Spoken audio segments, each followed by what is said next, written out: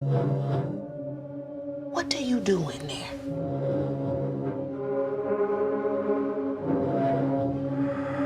Netflix acaba de estrenar la serie sobre la vida de Jeffrey Dahmer, uno de los asesinos seriales más famosos del mundo. Cometió 17 crímenes entre 1978 y 1991. Mataba niños y hombres que desmembraba y muchas veces se comía sus cadáveres. No te vamos a spoilear la serie, te vamos a contar la verdadera historia del carnicero de Milwaukee. La madrugada del 22 de julio de 1991, dos policías de Milwaukee que hacían su ronda a bordo de un patrullero se sorprendieron al ver a un hombre esposado y con el torso desnudo. Desesperado, Tracy Edwards gritaba que alguien lo quería matar. Los policías acompañaron al hombre hasta el departamento donde vivía Jeffrey Dahmer, un joven al que, según Tracy, había conocido en un bar y lo había invitado a su casa con la excusa de tomarle fotos a cambio de $100. Los oficiales jamás imaginaron que estaban a punto de conocer al carnicero de Milwaukee. Dahmer invitó a pasar a los agentes, pero su nerviosismo era evidente. Los policías encontraron fotos de cadáveres en un cajón de su mesa de luz, y ese fue el inicio de una serie de hallazgos espeluznantes. Los policías también se toparon con una cabeza humana, un corazón y genitales masculinos conservados en la heladera. Dahmer también conservaba 5 cráneos, un esqueleto completo en un cajón y un cuero cabelludo disecado. En su habitación había un tambor de 260 litros lleno de ácido con 3 torsos y otras partes humanas. Pocas horas después del hallazgo, Estados Unidos hablaba del monstruo, el caníbal, el carnicero. El nombre Jeffrey Dahmer había pasado para siempre a la historia criminal de su país. Milwaukee police found body parts in a North Side apartment, and now they wonder if they've uncovered some kind of death factory. Lo que vas a ver son los testimonios de 2 víctimas que lograron escapar del carnicero de Milwaukee. He told me to lay down, face down, put both of my hands behind my back, because he changed again at that point, like he got more aggressive at that time. Okay, now, but tell us, did he still have the knife out? Yes, he still had the knife. And what did you do? Okay, I kind of like laid on my sides for some reason. I guess God told me not to lay flat down or let this person handcuff me, so I didn't.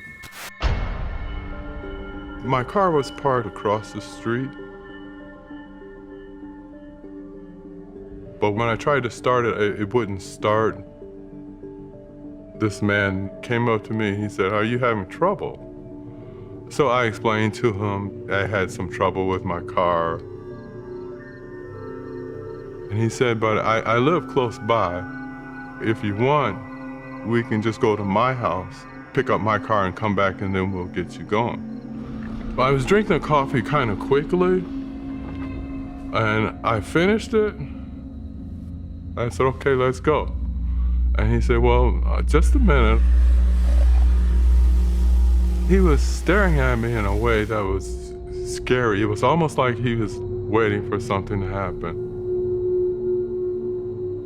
And I got really dizzy, and I just went forward. And the last thing I saw was the floor and his shoes.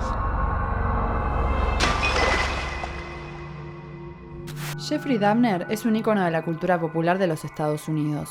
Se escribieron libros y se hicieron películas y documentales sobre su vida. Mataba niños y adultos y los desmembraba. Muchos de esos crímenes incluían canibalismo y necrofilia. Todos esos testimonios ponen el foco en su infancia traumática. Se sabe que desde niño se interesó por los huesos de animales, que en la escuela secundaria no se llevaba con nadie y que fue por esos años, en su adolescencia, que se volvió adicto al alcohol. Decía que era su medicina. This was a case to tell the world that I did what I did not for reasons of hate. I hated no one. I knew I was sick or evil or both. Now I believe I was sick. Su madre sufría de depresión e intentó suicidarse cuando él era un niño. Su padre estuvo ausente durante gran parte de su infancia. A los 16 tuvo una breve relación con otro adolescente, pero no les dijo a sus padres que era gay.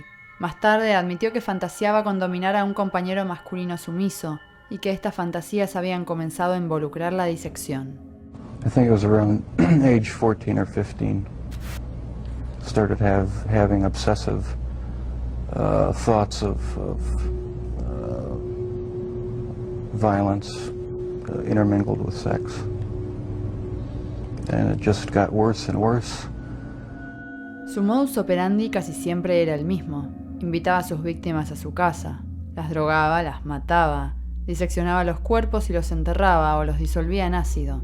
Cometió su primer asesinato 3 semanas después de graduarse de la secundaria en 1978. Un día de junio, recogió a Stephen Mark Hicks, de 18 años, quien iba viajando de Aventón. Lo invitó a su casa a tomar unas cervezas y allí lo golpeó con una mancuerna y lo estranguló. From 15 on, I had this reoccurring fantasy of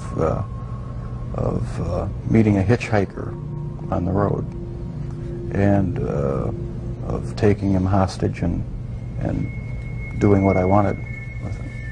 About 3 years later, I was 18 years old, driving home. I saw this hitchhiker about a mile from my house.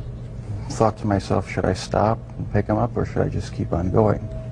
En 1992, Dabner fue encontrado culpable de 17 asesinatos. Lo condenaron a 16 cadenas perpetuas consecutivas. No logró convencer al jurado de que su comportamiento era consecuencia de la locura. Su juicio incluyó algunas de las pruebas más espantosas jamás vistas en un tribunal de Estados Unidos. I had these obsessive desires and thoughts wanting to control them, to,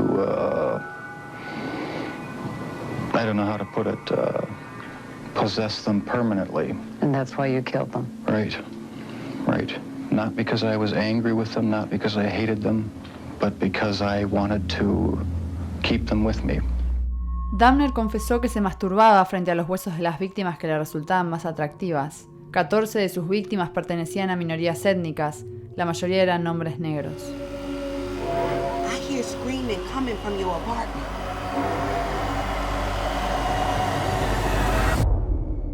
Dijo que no le importaba el color de la piel, solo se fijaba en los cuerpos de sus víctimas. Estos dichos fueron respaldados por peritos forenses que lo examinaron. Entre sus crímenes más aberrantes se destacan el de Jamie Dockstader, un adolescente de 14 años a quien captó en una parada de colectivo, lo descuartizó y se masturbó sobre sus huesos. Ernest Miller, un bailarín de 22 años a quien le cortó la arteria carótida, y Matt Turner, de 20. Dabner lo descuartizó, guardó partes de su cuerpo en la heladera y luego se las comió.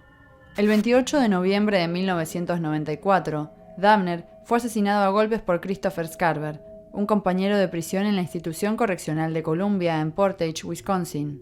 Tenía 34 años. Scarver dijo que golpeó fatalmente a Dabner 2 veces en la cabeza con una barra de metal porque el asesino lo ponía nervioso.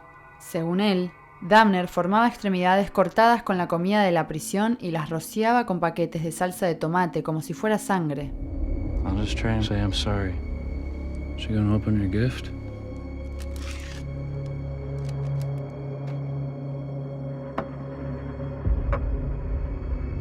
Eat it now. Como suele ocurrir en estos casos, la historia del carnicero de Milwaukee genera fascinación. A poco tiempo de su estreno, la serie se convirtió en una de las más vistas de Netflix.